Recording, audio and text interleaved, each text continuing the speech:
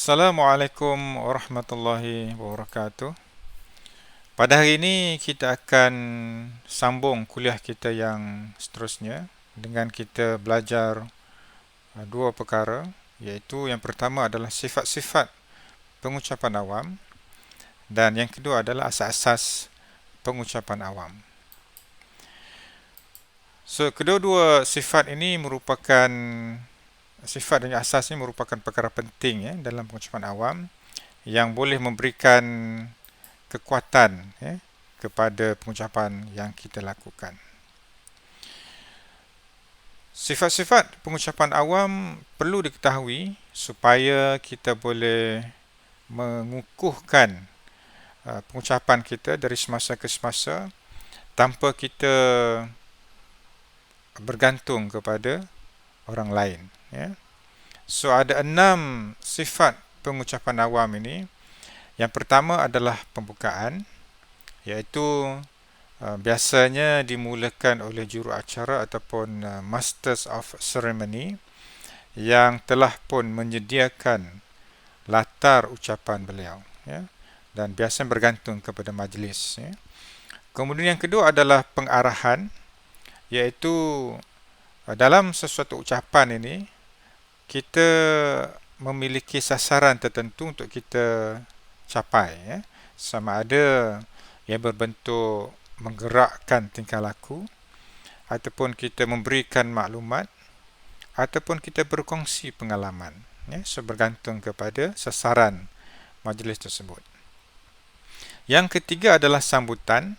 So sambutan ini maksudnya ada panelis lebih daripada seorang. Biasanya penulis pertama bila habis ucapan dia akan menyerahkan balik kepada juru acara ataupun juru majlis, dan juru majlis akan melontarkan soalan ataupun pandangan beliau kepada panelis yang kedua dan seterusnya. So ada sambutan ya. Yang keempat, perasmian. Bergantung juga kepada bentuk majlis ini. Kalau perasmian itu perasmian yang grand, yang besar, yang melibatkan kehadiran VVIP, so persediaannya lebih rumit dan terperinci lah. Kalau dia melibatkan perasmian hanyalah di peringkat pegawai atasan sahaja, perancangannya tidaklah begitu rumit ataupun tidaklah begitu ketat seperti kehadiran seseorang VVIP. Kelima iaitu laporan ya. So laporan ini adalah penyediaan keseluruhan perjalanan majlis ya, yang biasanya dilakukan oleh sekumpulan ataupun seorang ditugaskan untuk menjadikan laporan ya. Dan yang terakhir, yang keenam adalah pertanggungjawaban, iaitu pengucapan awam yang berisi suatu laporan pertanggungjawaban ya. Keseluruhan ucapan tersebut ada proses penilaian, proses baik dan buruk, kesan baik, kesan buruk yang diberikan oleh urustia ataupun orang yang telah pun diberikan tanggungjawab untuk menyediakan laporan tadi. So sifat pengucapan awam ni yang kita kena tahu ada 6, iaitu pembukaan, pengarahan, sambutan, perasmian, laporan dan pertanggungjawaban. So kita pergi pada yang kedua, iaitu asas-asas pengucapan awam. So untuk memastikan ucapan yang kita sampaikan itu berkesan ya, kita kena memahami dan kita kena mengetahui bagaimana pengucapan awam ini menjadi satu yang kuat, yang kukuh dan memberi kesan ya. Ada 5 asas. Yang pertama adalah inventio, yang kedua dispositio, yang ketiga memoria, yang keempat illocutio, dan kelima adalah pronunciatio. So untuk ulasan ini saya akan berikan 3 asas iaitu inventio, dispositio dan juga pronunciatio. Manakala memoria dan juga illocutio ni dia akan diterangkan secara embedded, dimasukkanlah dalam inventio, dispositio dan juga pronunciatio Okay, yang pertama sekali, untuk menjaga ucapan ni kita kena ingat bahawa Komunikasi yang berlaku setiap hari mempunyai prinsip yang membantu menjayakan proses komunikasi tersebut supaya mesej yang disampaikan dapat diterima dan difahami dengan baik. Dan proses ini berlaku secara encode dan juga decode. So kita ada sender, kita ada pengirim, dan kita ada receiver, kita ada penerima. So encode ini adalah sebahagian daripada proses yang ada dalam fikiran dan dipancarkan oleh pengirim. So apa yang ada dalam fikiran sender ni, pengirim ini, so dia keluarkan. Dan decode ini ialah apa yang perlu dibuat oleh penerima. So apabila penerima ataupun receiver ni menerima mesej daripada pengirim tadi, so dia akan ada tindakan dalam dirinya ataupun akan ada tindakan-tindakan susulan daripada orang yang berada sekitarnya. So dalam proses penyampaian daripada sender kepada receiver, daripada pengirim kepada penerima, dia mesti ada satu saluran, satu channel. So channel ni berbagai-bagai. So kemudian inventio, bagaimana kita nak kumpulkan maklumat ini, nak kumpulkan informasi tentang sesuatu perkara. Di sini saya ambil contoh gejala sosial. So saya pecahkan kepada 5 pengumpulan maklumat tentang gejala sosial ni. Yang pertama sekali adalah jenis-jenis gejala sosial. So gejala sosial yang kita biasa dengar ni adalah lepak, dada, seks bebas ataupun buang bayi. Ada banyak lagi lah gejala sosial yang berlaku ni. Tapi ini adalah contoh bagaimana kita memberikan maklumat kepada gejala sosial ini. Yang kedua, bagaimana kita nak menangani gejala sosial. Barangkali ada orang kata kita kuatkan didikan agama kepada keluarga, kepada anak-anak, kepada para pelajar. Ada juga orang kata kita perkukuhkan unit keluarga sebagai unit yang terkecil dalam masyarakat. Boleh juga. Kemudian juga kita jumpa cara menangani gejala sosial adalah dengan kita memastikan media kita ni pro kepada mengatasi masalah sosial. Tulisan-tulisan dalam media ni kita berikan pandangan dan juga maklum balas bagaimana nak menangani gejala sosial. Kemudian yang ketiga adalah kesan. Apabila kita membincangkan tentang gejala sosial ini, salah satu perkara yang mesti ada adalah kesannya kepada individu, masyarakat, bangsa dan juga negara. Kemudian juga siapa yang terlibat, adakah pelajar, adakah remaja, idola ataupun orang dewasa. So semua ini kita masukkan sebagai mereka yang ada kaitan dengan gejala sosial. Yang terakhir sekali adalah maklumat yang kita kumpulkan dalam bentuk punca-punca kepada gejala sosial ini. Adakah ia bermula dengan didikan, asuhan, media ataupun rakan sebaya. So semua maklumat yang kita kumpulkan ini kita akan bawa ke dalam susunan ucapan kita nanti. So kita dah ada maklumat. So maklumat ni boleh disusun mengikut 3 bahagian iaitu bahagian pembukaan, bahagian isi dan juga bahagian penutup. So ketiga-tiga bahagian ini iaitu pembukaan, isi dan penutup mesti ada dalam ucapan kita supaya audiens dapat faham dan juga dapat hayati ucapan yang kita sampaikan. So dalam pembukaan, so kita dah masuk ni bahagian pertama pembukaan, dia mesti ada daya penarik, mesti meningkatkan ataupun mengekalkan mood audiens untuk mendengar dan juga membantu audiens memahami topik yang kita sampaikan. So dalam daya penarik ini banyak kaedah yang kita boleh gunakan untuk menarik perhatian audiens. Banyak, terlalu banyak. Kalau kita suka mengkaji, so kita mungkin boleh sediakan fakta-fakta baru yang boleh dikongsi dengan audiens. Kemudian bagaimana nak meningkatkan mood ataupun semangat audiens ini? So tajuk yang kita pilih ni kita perlu berikan tenaga kepada dia supaya tenaga yang kita berikan itu akan menarik minat audiens untuk kekal beri perhatian dan fokus kepada ucapan yang kita sampaikan. Dan yang ketiga, kita bantu audiens untuk memahami topik yang kita sampaikan, kerana apabila kita dapat bantu audiens ini untuk fahamkan topik yang kita nak sampaikan. So mereka ni akan lebih bersedia untuk mendengar isi-isi yang kita akan sampaikan nanti. Okey, dalam ucapan awal ni, dalam pembukaan ni, dia ada 4 perkara penting. Yang pertama adalah kita memberi salam, ya, dan juga ucap selamat.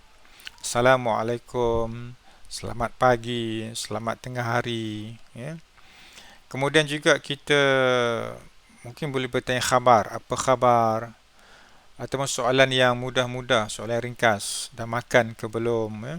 Bagaimana dengan suasana hari ini. So ini adalah sebagai pembuka kepada ucapan awal kita. Yang kedua, kita memberikan penghormatan protokol. So, apabila kita mengetahui terdapatnya orang-orang yang dijemput ke dalam ucapan kita ni ada gelaran-gelaran tertentu, so kita sebut gelaran mereka dengan cara yang betul dan penuh penghormatan, ya, supaya dia juga akan rasa dihargai dan juga mengalu-alukan kehadirannya ke dalam majlis ucapan kita. Yang ketiga, teknik menarik perhatian, iaitu satu kaedah untuk kita memastikan audiens ni boleh berinteraksi dengan kita dalam tempoh yang lebih panjang. Interaksi ni maksudnya mereka boleh faham, mereka boleh mengambil pengajaran, boleh memberi nilai dan juga boleh berinteraksi dalam bentuk soal jawab dengan kita. Dan yang keempat adalah preview. So tidaklah salah untuk kita memberikan sedikit sebanyak apakah topik ataupun subtopik yang kita akan sampaikan dalam ucapan kita secara sepintas lalu, ya. Barangkali kita nak sentuh tentang kepentingan dalam negara, kepentingan kepada masyarakat, secara sepintas lalu sajalah, tidak perlu panjang. Tetapi ada 3 perkara yang kita kena elakkan semasa kita nak bercakap ni, ya, sama ada kita nak sampaikan ucapan kita ni. Yang pertama, kita bercerita yang tidak ada kaitan dengan topik, ya. Kita nak cerita tentang gejala sosial, tapi kita masukkan cerita tentang ekonomi dan juga politik ataupun peperangan dalam ucapan kita.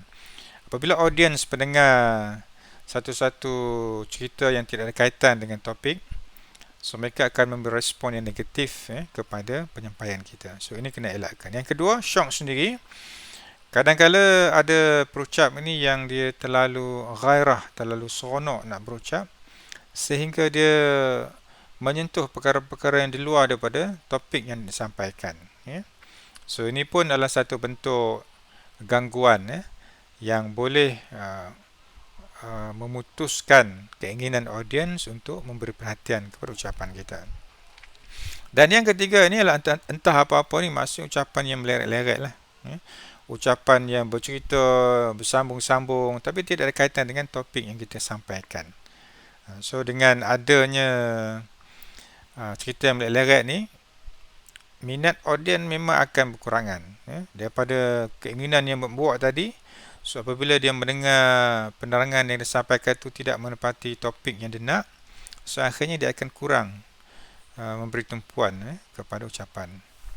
Kadang-kala apabila terlalu ghairah, apabila terlalu seronok nak bercakap ni, perucap gagal mengawal perasaan dan mula melakukan tindakan yang boleh mengganggu kelancaran ucapannya. So dia tak boleh nak kawal perasaan. Mungkin dia marah, suaranya lantang, ataupun dia merungut seorang diri, ya. So ini semua boleh mengganggu kelancaran ucapan yang disampaikan, ya. Selain daripada itu, antara yang mengganggu kelancaran ini adalah kerap meminta maaf. Kerana meminta maaf dalam ucapan ini menunjukkan kita tidak bersedia, ataupun menunjukkan yang kita ini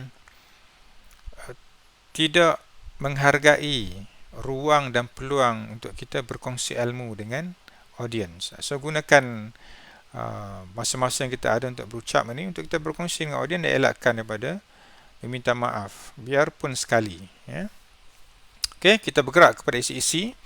Isi-isi ini adalah bahagian yang sangat penting kerana ia akan menyokong fakta dan topik yang disampaikan, ya. So bergantung kepada jumlah isi kita. Namun secara keseluruhannya, isi-isi yang kita sampaikan ni akan membentuk 70% daripada keseluruhan ucapan dan perlu disampaikan dengan kemas, ya, dengan teratur dan juga ada unsur-unsur mempengaruhi pendengar. So, kemas, teratur dan mempengaruhi pendengar. So, bagaimana nak kemas, nak teratur? So, kita kena buat persediaan lah, buat persediaan lebih awal, sehari, 2 hari lebih awal, supaya nampak peralihan daripada satu isi ke isi lain tu dalam keadaan lancar, dalam keadaan harmoni, dan juga nampak kekemasan dia, tidak ada terencat ataupun gangguan semasa kita menyampaikan ucapan tadi. So, bagaimana kita boleh mempengaruhi pendengar, mempengaruhi audiens? Yang pertama, kita ada isu, ada topik yang besar, so kita pecah-pecahkan kepada bahagian-bahagian yang kecil, supaya setiap huraian daripada idea tadi kita boleh berikan sekali dengan contoh dia. Kemudian juga bahan-bahan sokongan. Bahan sokongan ni pelbagai. Antaranya adalah bahan kajian sistematik. Barangkali masa kita tengah mencari maklumat ni, kita terjumpa dengan kajian-kajian yang terkini, yang ada dalam jurnal ataupun dimuatkan dalam laporan-laporan. Kemudian juga bahan sokongan dalam bentuk penemuan-penemuan baru. Penemuan ni pelbagailah. Kalau penemuan saintifik itu sangat baik, ataupun juga penemuan yang berkaitan dengan lisan, laporan lisan, boleh kita kongsikan dengan audiens. Kenyataan fakta ataupun dokumentasi. So, fakta dan dokumentasi ini perkara yang mengukuhkan ucapan kita, mengukuhkan isi dalam ucapan kita untuk audiens mendapat sesuatu yang segar dalam fikiran mereka. Kalau ada rajah statistik, so kita kongsikan dengan audiens, sebab kadang-kadang rajah ni dia pelbagai jenis, pelbagai bentuk.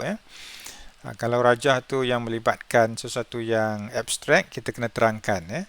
Kalau yang ringkas, kita boleh minta penerangan yang simple sahaja. Kemudian statistik.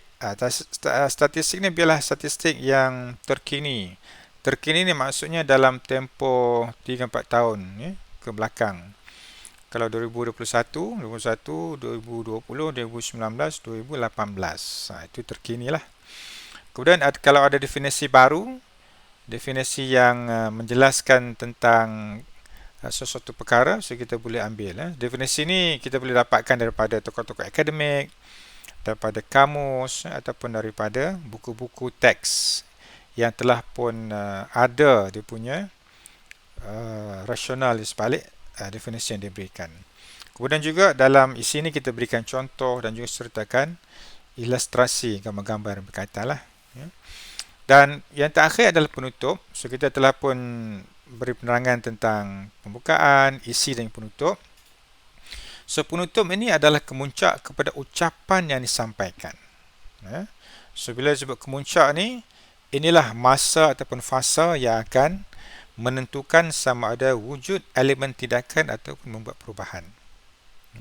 Kalau audiens dah dengar ucapan kita dari awal, kita dah kemukakan isi-isi penting, tapi di bahagian penutup ni lah kita nak tengok apakah tindakan yang akan berlaku kepada audiens kita. So, penutup yang baik mempunyai kenyataan untuk diingati. So, audiens boleh ingat apa yang kita sampaikan. Kata-kata yang indah, kata-kata yang kita ambil daripada tokoh-tokoh, daripada mana-mana sahaja yang kita rasa cantik, so kita ambil, barangkali daripada buku-buku, daripada majalah, surat khabar dan sebagainya. Ungkapan, kata-kata yang memberi makna kepada kita. Biasa ungkapan ni ungkapan peribahasa ataupun ungkapan yang dikeluarkan sebagai ucapan, ataupun kata-kata yang telah pun bertahun-tahun tapi dia ada makna yang signifikan kepada kehidupan kita. So, kita boleh ambil. Kemudian dalam masyarakat kita ni kita ada pantun. So, bila pantun ni pantun yang baru, pantun yang segar, pantun yang ada kaitan dengan ucapan yang kita sampaikan. So, kalau pantun tu kita ambil pantun yang recycle, dia punya kesan kepada diri audiens tu mungkin berkurangan. Kemudian juga kita tutup dengan Al-Quran ataupun hadis sebagai hadiah daripada kita kepada audiens untuk pulang ke rumah masing-masing. Tapi kena ingat ada teknik yang kita boleh gunakan ya, untuk menutup ini, iaitu AIDS. AIDS. A adalah win their attention. So kita menangi minat audience ini. Yang kedua, arouse their interest. So kita bangkitkan minat mereka kepada topik yang kita sampaikan. D, create a desire. So kita cetuskan satu harapan, satu keinginan untuk membuat perubahan. Dan S adalah stimulate, kita beri rangsangan ya. Kita berikan semangat, kata-kata motivasi, berikan harapan, dan juga kita optimis tentang apa yang nak dibuat perubahan tu nanti. So kena ingat, penutup ni adalah kita review balik ucapan kita secara keseluruhan. Kemudian kita pastikan ada kenyataan untuk diingati, sama ada bentuk pantun ke, kata-kata hikmah ke, ayat Quran, hadis dan sebagainya. Dan yang ketiga adalah penyudah bicara ya, iaitu satu ataupun dua ayat, dua baris ayat yang menyatakan harapan kita selepas mereka mendengar ucapan yang kita sampaikan. Kemudian kita akhirilah dengan ucapan salam ya. So yang penting dalam penyampaian ni ya, dalam pronunciation ni, delivery ni, ada 4 perkara. Yang pertama adalah analysis audience. Audience ni ada 10 jenis. Yang saya kenal pasti ada 10 jenis. Yang pertama, dia shock sendiri. Kemudian dia dengar apa yang dia nak dengar. Audience yang cetek pengetahuan ya. Kerana dia datang ni, dia tak ada sangat ilmu yang tinggi ya, tapi dia nak dengar. Kemudiannya kaki bangkang ya. Sebelum lagi terhabis ucapan kita, dia dah tak setuju dengan penerangan kita. Seterusnya menilai dengan tergesa-gesa. So dia buat penilaian yang singkat lah, dan terus dia memberikan penilaian dia. Dengar dengan lisan sahaja. So dia dengar tanpa ada respon. Pura-pura mendengar. Ini pun ada juga ya. Walaupun dia mengangguk, tapi sebenarnya tidak mendengar. Kaki salin yang sentiasa menulis ya.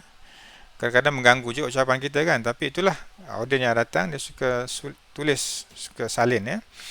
Mudah diganggu, dan terakhir adalah aktif dan juga proaktif. So audiens ini kita kena analisis supaya kita dapat sesuaikan ucapan kita dengan jenis-jenis audiens yang datang. Audiens yang kedua ni, kita kena tahu latar belakang mereka. Dari segi umur yang berbeza ni, penghayatan mereka kepada ucapan kita berbeza ya. Pelajar berbeza tahap kefahaman mereka dengan orang yang dah bekerja ya, dan sebagainya. Kemudian gender, lelaki ataupun wanita. Asal-usul ni maksudnya mungkin datang dari negeri mana, kampung, ataupun latar belakang keluarga ya. So kita kena tengok. Yang keempat, pekerjaan. Pekerjaan ni ada kesan yang besar kepada kefahaman audiens. Kalau mereka bekerja di sektor awam ataupun sektor swasta atau bekerja sendiri, ketiga-tiganya ada peringkat-peringkat kefahaman berbeza. Kemudian status sosial ya. Bagaimana keadaan mereka dalam masyarakat. Pendidikan, satu yang sangat penting untuk kita tengok. Sebab kalau audiens ni audiens yang berpendidikan tinggi, mudah untuk kita bagi penerangan ya. Tapi kalau pendidikan tu agak rendah, barangkali ambil masa untuk kita menjelaskan sesuatu perkara. Yang ketujuh, etnik. Yang ke-8, pegangan agama. So etnik dan pegangan agama ni adalah antara yang sensitif ya. Kita kena tengok, kena jaga tutur kata kita, dan juga kita kena sentiasa mendapatkan kefahaman ya, daripada audiens, supaya tidak ada communication selepas daripada ucapan kita nanti ya. Yang ketiga, kita bagaimana nak dapatkan maklumat audiens ini. Yang pertama, kita bertanya secara langsung, dari mana, tinggal di mana dan sebagainya. Yang kedua, kita dapatkan info daripada tempat kerja audiens ya. Kalau audiens sudah datang daripada satu tempat kerja, mudah. Tapi kalau berbeza-beza, so kita kena tanya dan kita kena dapatkan info daripada organizer. Yang ketiga, laporan. Laporan ni katakan organisasi yang kita nak buat ucapan ni menyediakan maklumat ringkas ya, tentang audiens kita. So kita boleh dapatkan info daripada laporan yang disediakan ya. Yang keempat, organisasi yang mengendalikan majlis tadi, kita boleh berjumpa dengan mereka dan kita boleh tanyakan latar belakang audience. Dan yang keempat adalah kita observe, kita perhati secara langsung tutur bahasa dia, dari segi gaya dia bercakap, gaya dia berinteraksi, style komunikasi. So kita boleh observe, boleh perhati dan kita boleh buat penilaian umum. Dan keempat adalah kita kena tahu audience ni ada 3 jenis. Yang pertama sikap positif, yang kedua dia sikap negatif, yang ketiga bersikap neutral. Kalau yang positif ni mudah untuk kita mengendalikan audience yang macam ni, dan kita boleh bagi semangat untuk dia membuat perubahan yang lebih agresif lagi. Tetapi bagi audience yang sikap negatif, mereka ni akan menilai perucap, akan menilai kita semasa kita berucap, dan penilaian ini berbagai-bagai. Kalau audience nampak ikhlas, okey, tapi kalau nampak tak ikhlas, dia akan mencari kelemahan-kelemahan kita dan dia akan membuat provokasi dalam sesi soal jawab ataupun sesi yang lain. Dan audience yang ketiga adalah audience yang bersikap neutral, yang kita katakan dia akan tunggu dan lihat. Dalam audience yang bersikap neutral ni, kita kena bantu dia untuk dia faham dan dia mahu melakukan tindakan perubahan. So kita kena pasti ketiga-tiga audience ini dari segi sikap mereka. Tapi janganlah kita rasa lemah apabila ada lebih ramai audience yang bersikap negatif ni. Barangkali itulah satu peluang untuk kita meningkatkan kemahiran pengucapan awam kita. Dan sebagai rumusannya, ada 3 perkara yang penting. Yang pertama adalah kita memahami sifat dan juga asas pengucapan awam. Kerana 2 perkara ini sangat penting. Sangat penting untuk kita tahu dan kita praktis. Yang kedua, ucapan awam yang baik ini ada 3 perkara, iaitu pengenalan, isi dan juga penutup. Dan yang ketiga adalah setiap satu daripada 3 bahagian ini, dia ada teknik dan gaya tersendiri untuk menarik perhatian audience. So itu adalah perkara yang penting yang kita kena tahu dalam pengucapan awam ini, supaya kita dapat membina kemahiran pengucapan yang baik dan seterusnya kita dapat memberi pengaruh yang besar kepada hidup audience yang datang dalam majlis ucapan kita. Jumpa lagi. Assalamualaikum warahmatullahi wabarakatuh.